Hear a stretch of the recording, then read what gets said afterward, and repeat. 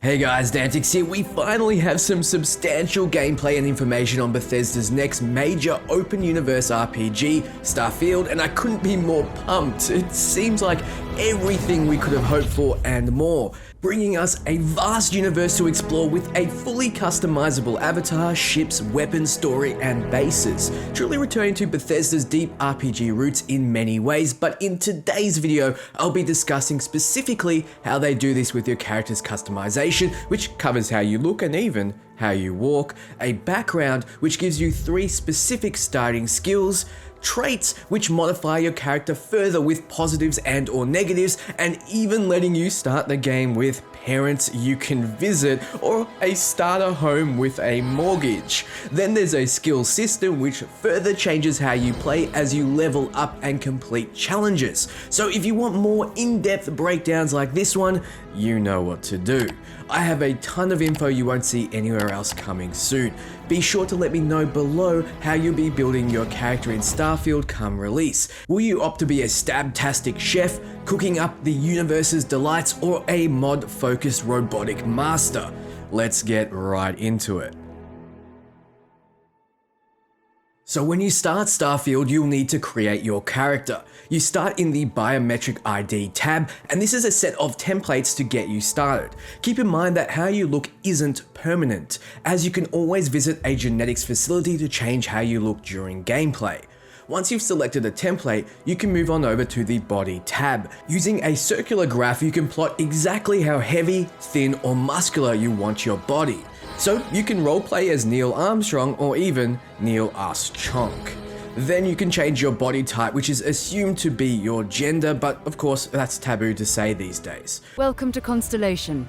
We have a lot to talk about. I do wonder if there are more than just 2. Then, which seems to be a first in a character creator, you can select your walk style. It's left to be seen if this just means a more masculine or feminine stride, but that is my assumption. The game is intended to be played first person, but you'll have the option to play in third, so that's where the walk style will come into play. I don't think this option exists as a multiplayer consideration. Then the final slider in the body tab is your skin tone and does exactly what you'd expect. We switch on over to the face tab and it has a range of sliders, not all of which can be seen right now. What we do see is skin tone, head shapes, hair color, and eyes. As this is the most in-depth and robust character creator yet, I'd expect there'll be more options than Fallout 4 and 76. What is interesting though is that the body tab and the face tab have their own individual skin tone sliders. Can we make our face a different color than our body? If so, we can roleplay as a space clown and I'm completely for it.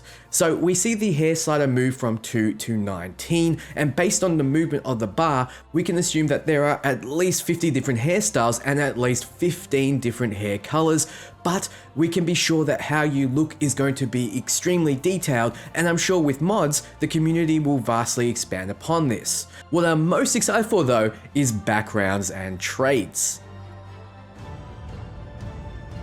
Starting with backgrounds, we see here that we have a range to choose from the right. Beast Hunter, Bouncer, Bounty Hunter, Chef, Combat Medic, Cyber Runner, Cyberneticist, Diplomat, Explorer, Gangster, Homesteader, Industrialist, Long Hauler, Pilgrim, Professor, Ronin, and some more that haven't been revealed yet. We see 16, and based on the bar size, there is roughly 30% more to go, so we are getting at least 20 backgrounds. Choosing a background starts you with 3 skills. As you level up, skills will be the way you define your character. So just because you don't start with a skill doesn't mean you can't pick it up later. For example, the Diplomat starts with Persuasion, but if you choose the Chef, you can always pick up Persuasion on your character after leveling up. So let's look at the Chef. While the unrefined masses scarf down chunks by the shipload, you cater to those with a more discerning palate. In your kitchen, countless alien species became true culinary masterpieces. You start with gastronomy, dueling, and wellness. Gastronomy lets you craft specialty food and drinks and research additional recipes at the research lab.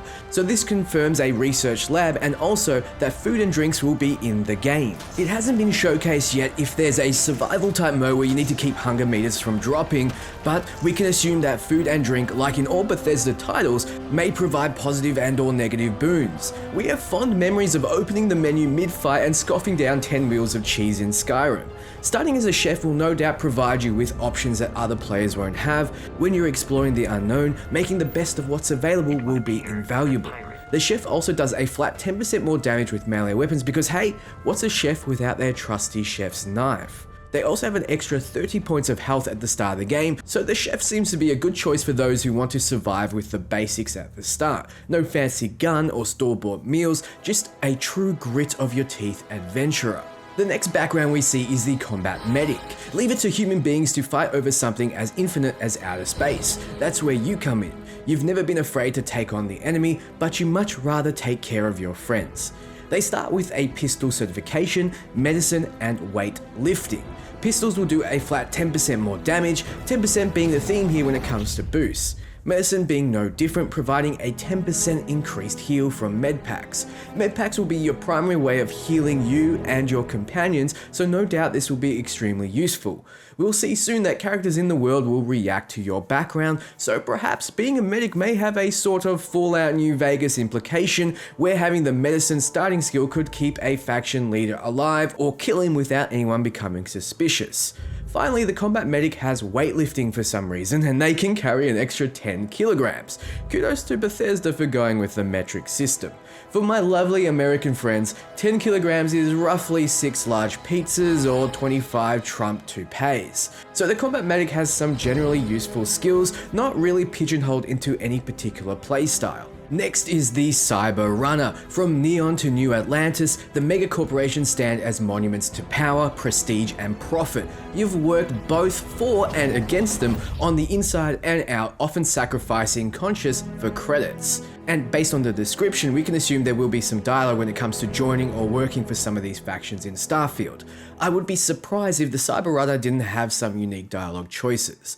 They start with pistol certification, like the combat medic, but also security and persuasion. We can see that some backgrounds share starting skills, which is a good thing because I've always loved using pistols in RPGs, and having multiple background options is nice. Just so happens that my main in Cyberpunk used pistols and hack security, so this one works for me. Security lets you attempt to hack advanced locks, with 2 auto attempts being banked. Auto attempts must be a quick way to unlock a lock without playing the unlock minigame. That was a bit of a tongue twister. Unlocking things in Bethesda games has always been useful, with some of the best gear behind locked areas. However, most times there are alternate ways to get to these areas. Getting this skill early means you won't need to backtrack later, and if you're as much of a completionist as me, well, I don't know about you, but having to leave a locked door or chest and come back later almost causes me to restart games. Finally, they get persuasion. You get an increased chance of success on speech challenges. Yes, there are speech challenges still, like in most Bethesda games, and usually those mean bypassing extra busy work, more rewards, more information, more quests, and more. Speech is always important in an RPG, so no doubt this background will make your start a lot smoother. Next is the Cyberneticist. Robots, mere toys. Neuroamps, good for parlor tricks. The colony war may have made implants and upgrades available to veterans, but you once saw a greater future, humans and machines as one. They start with medicine, robotics, and lasers. Robotics gives you a flat 10% more damage to robots and turrets, which is very specific, and right now we aren't sure just how common they'll be. You also get 10% more damage with laser weapons thanks to the laser starting skill. We've seen lasers in action, and no doubt they'll be rarer than your standard ballistic weapons, just like in the Fallout series, and I don't think it would be too far off to make that comparison if you're looking for what to expect. I really hope this background gives you more speech options with robots. If you really think speech is important though, you want to take a look at the Diplomat. The wars are over, peace now reigns in the settled systems, but only because there are those quietly fighting to keep it. Because of you, agreements were signed, words were heeded, lives were spared. Diplomats start with persuasion, diplomacy, and bargaining. So they also start with persuasion, but also get diplomacy, which lets you force a target NPC at or below your level to stop fighting for a while. You can quite literally talk your way out of problems, which will no doubt come in handy if you choose to do a non-combat playthrough or simply want to focus on non-combat related skills. No doubt while leveling this skill up, you'll be able to convert people to your side. It says here you spent some time as a diplomat. Having a way with words might prove useful. So what we just saw was a character reacting to your background choice. It's unclear if this is right after your character creation or a reaction to who you are further along in the game, but Todd has mentioned that backgrounds will play a part in the game, so I hope it shows up in multiple ways. The final tab is traits. You can pick between 0 and 3 of these. The options are alien DNA, empath, extrovert, freestar collective settler, introvert, kid stuff, neon street rat, raised in enlightened, raised universal, serpents embraced, spaced, starter home, taskmaster, terra firma, United Colonies native, unwanted hero, and another 1 to 2 unknown traits that haven't been revealed yet based on the slider. The first trait we get a look at is introvert. You really need your alone time. Amen, Bethesda, alone time with this game ASAP. You have more endurance when adventuring alone, but less when adventuring with other human companions. You can't combine this with extrovert. So this confirms that you can adventure with human companions and also suggests non-human companions. The Lone Wanderer trait in Fallout 4 encourages you to adventure alone, but let you use dog meat without a penalty. So I expect there to be companions like this as well. Robots and space dogs, yes please. Without solid numbers in terms of how this affects endurance, we can't be sure if this trait would be worth the investment. For example, a mere 10% doesn't seem like enough for the sacrifice.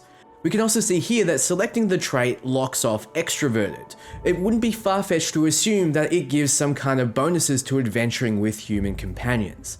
The next trait is kid stuff. Your parents are alive and well, and you can visit them at their home, but 10% of all the money you earn is deducted automatically and sent to them.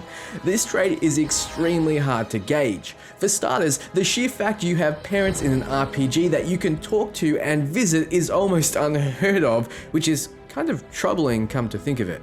I'd select this trait if just to see how it pans out in the story. Just to see what your parents think of your adventures.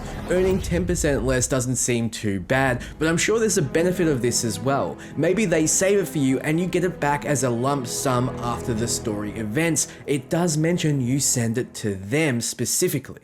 Perhaps they offer items and gifts when you visit. Let's hope something bad doesn't happen, like they get kidnapped and held ransom. I can make a whole video theorizing what parents will add to a Bethesda RPG, so let's just move on. Neon Street Rat. You grew up on the mean streets of Neon. You gain access to special dialogue options and better rewards for some missions on Neon.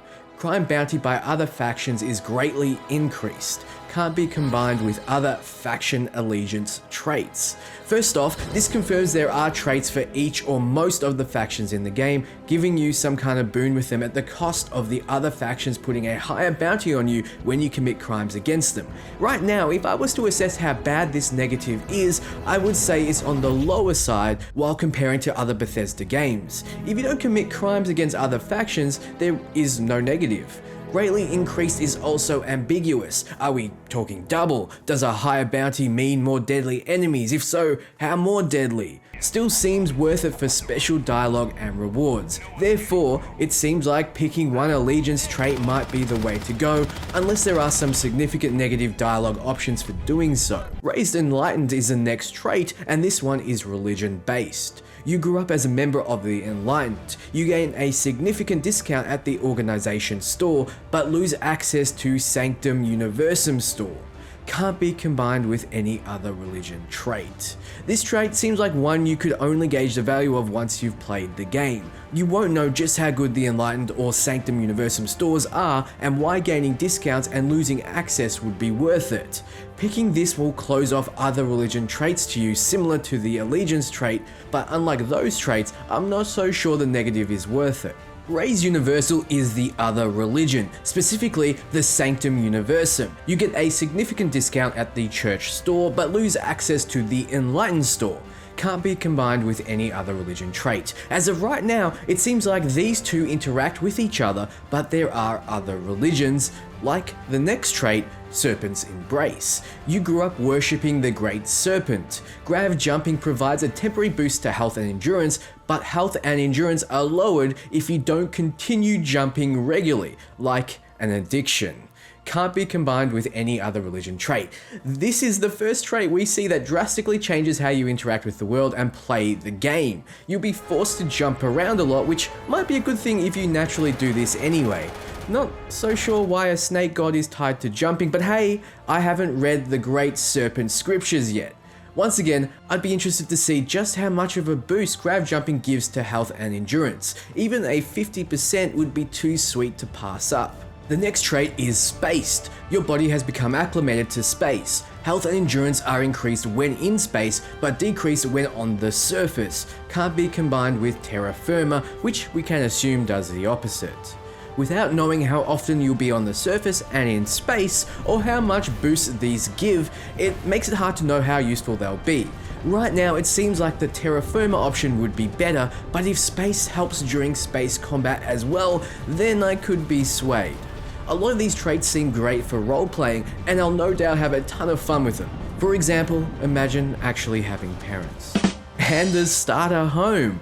You own a small house on a peaceful little moon, sounds like a dream, but it comes with a 50,000 credit mortgage with Gal Bank. Starting with a base of operations to craft, store items, and build ships sounds amazing, but 50,000 could be a lot, and we aren't sure how mortgages work. Is there interest? How long will it take in gameplay to pay it off? Will building a starter base be easy and therefore not worth it? We'll have to wait and see, but having the option here for those who want to bypass a base build is an amazing option. These traits really mix up your start to a huge amount. Between your background and your traits, your character's entry into the game will be vastly different each playthrough. However, as you progress through the game, you'll earn skill points, which you can spend in these well, they aren't exactly skill trees, but skill tiers. So far, we can see a physical, social, combat, science, and tech skill tier. In social, we can see some of the starting skills. We see there persuasion, diplomacy, and bargaining. In the combat, we can see the pistol certification and dueling skills. However, we get a closer look at the targeting skill. It's rank 2 of 4, with further ranks being unlocked as you complete the challenges tied to each rank. Rank 3's challenge tied to this skill is kill 125 enemies without aiming. Targeting rank 3 greatly increases your accuracy and range when shooting without aiming. I love that we get a fire from the hip skill, as I'm an old school gamer that grew up with Doom and other first person shooters that never had the aim down sights option. Then we see the sniper certification skill. Unlocking it makes scope weapons steadier and have less sway. We can't see the challenge for the next rank as we haven't unlocked rank 1 yet. Rapid reloading is the next skill, and the player has rank 3 of 4. Rank 4 lets you gain a chance to reload your weapon twice as fast as normal. The challenge to unlock the 4th rank is to reload 150 empty magazines. Twice as fast is huge when you consider that heavy weapons like shotguns and rocket launchers normally take longer to reload than they do to fire. Speaking of heavy weapons, we have the heavy weapon certification at rank 3 of 4. When you kill 250 enemies with a heavy weapon, you'll unlock rank 4, which gains you 30 damage resistance while aiming down sights with a heavy weapon. The other ranks in this skill most likely modifying other things. Heavy weapons often being quite powerful but cumbersome, so having some damage mitigation to counter this seems useful. Then we have the demolition skill. To unlock rank 3, you'll need to kill 125 enemies with explosives, and rank 3 makes it so explosives deal 30% more damage and has a 30% larger radius. I always gravitate towards grenades in games, so no doubt this kind of skill will speak to me. However, it will all come down to how easy it is to craft them. But given the challenge is 125 enemies killed with explosives, they have to be easy enough to come by. Finally, we see the ballistic skill. Notice that the challenge of killing 250 enemies with ballistic weapons is complete, letting us rank the skill up to 4. Notice too that the challenge for rank 4 is 250 enemies, and before it the demolition skill to rank 3 was 125. So if we use basic math, we can assume going from rank 1 to 2 would be 62.5 enemies, but I'm going to round up to 75.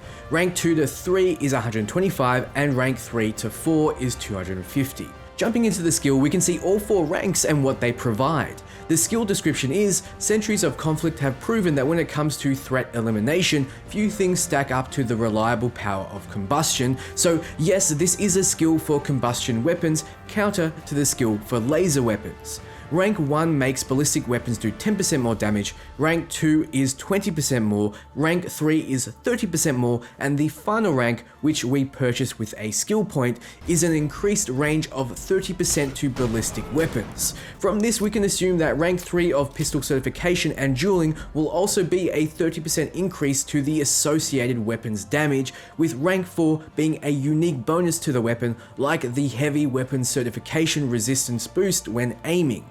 What is unclear though is if these boosts are additive. Does having 3 ranks in ballistics give 60% increased damage or the 30%? Considering that rank 4 provides a range increase instead of damage, it suggests additive, but I could be wrong. If I'm right though, investing further in skills would be far more valuable than grabbing a lot of individual skills. And that's it for character customization, background traits, and skills. What do you think so far? Are you pumped for Starfield? Let me know below. It's going to be this channel's next big RPG, so if you're at all interested, you're in the right place. Ciao, friends.